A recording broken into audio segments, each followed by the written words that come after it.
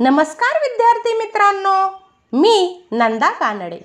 आज आपण इयत्ता दुसरी विषय मराठी पाठ 28वा मोर पिसारा हा पाठ पाहणार आहोत। विद्यार्थी मित्रांनो, तुम्हाला छान छान गोष्टी ऐकायला आवडतात ना? तुम्ही मोराचा पिसारा पाहिला ना? किती सुंदर असतो। मोर पिसारा फुलून छान नाचतो। बघा, आपण जसे आहोत तसेच आनंदात राहिले पाहिजे, हे या गोष्टीतील चिचू नावाच्या उंदराला समजत नाही, कारण त्याचा स्वभाव हट्टी असतो। सुंदर असणाऱ्या मोरपिसामुळे या चिचू उंदराची कशी फजिती झाली ही आपण या पाठात पाहणार आहोत। चला तर पाठाला सुरुवात करूया। चिचू उंदीर नेहमी आईच्या मागे भुनभुन करत फिरायचा। कधी कधी त्याला पक्षासारखं उडावंसं वाटायचं, तर कधी त्याला सशासारख्या उड्या माराव्याशा वाटायच्या। एकदा चिचू म्हणाला, आई, काय हा माझा काळा रंग? मी बदकासारखा गोरा गोरा हवा होतो। त्यावेळी तिथून एक परी चालली होती।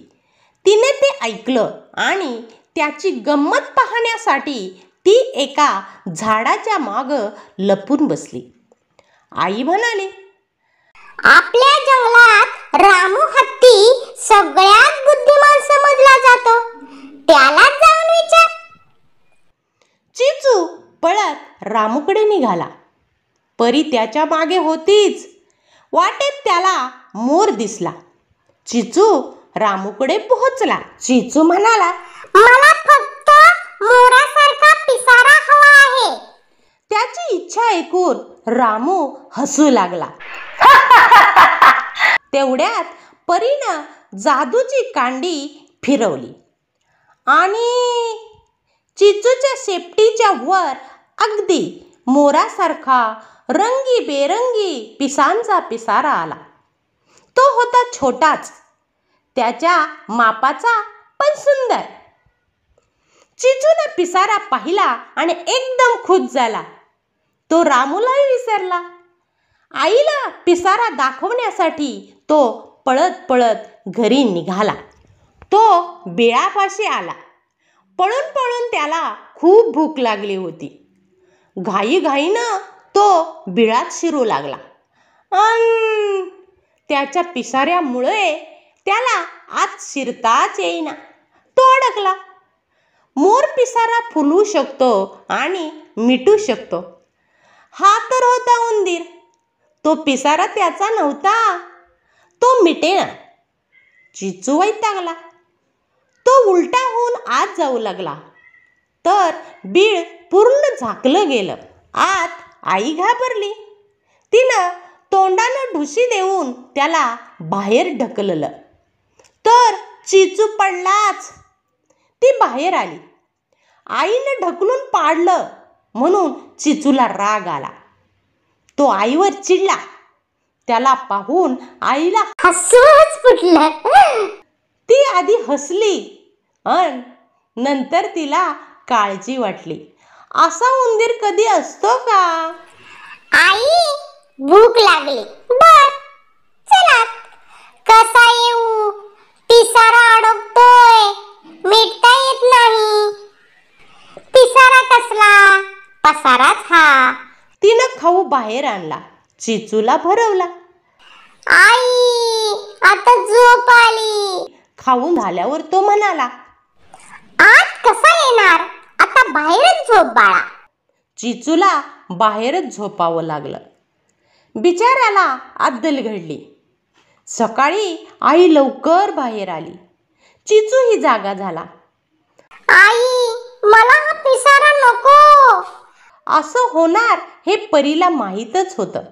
ती आधीच येऊन एका झाडामागे लपली होती। चिचू उदास झाला। परीनं पुन्हा एकदा जादूची कांडी फिरवली आणि चिचू पुन्हा पहिल्यासारखा झाला। आईनं त्याला जवळ घेतलं। त्याला खूप बरं वाटलं। या गोष्टीवरून आपण एकच बोध घ्यायचा आहे की आपण जसे दिसतो, जसे आहोत तसेच छान दिसतो आणि ते आपल्या शरीराला नेहमीच फायद्याचे असते. म्हणून जसे आपण आहोत तसेच आनंदात राहिले पाहिजे. काय कळलं ना? चला तर विद्यार्थी मित्रांनो, आपण या पाठाचा स्वाध्याय पाहूया.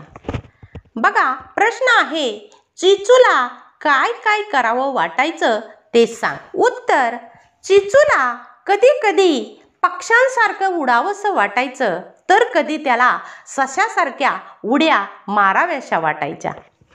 का ते सांग. आकडा आहे, परी झाडाच्या मागे लपून बसली. उत्तर, चिचूची गंमत पाहण्यासाठी परी झाडाच्या मागे लपून बसली. आकडा, चिचू पळत रामूकडे निघाला. उत्तर, आई म्हणाली, आपल्या जंगलात रामू हत्ती सगळ्यात बुद्धिमान समजला जातो, त्याला जाऊन विचार. म्हणून चिचू पळत रामूकडे निघाला. आकडा, चिचूची इच्छा ऐकून रामू हसू लागला.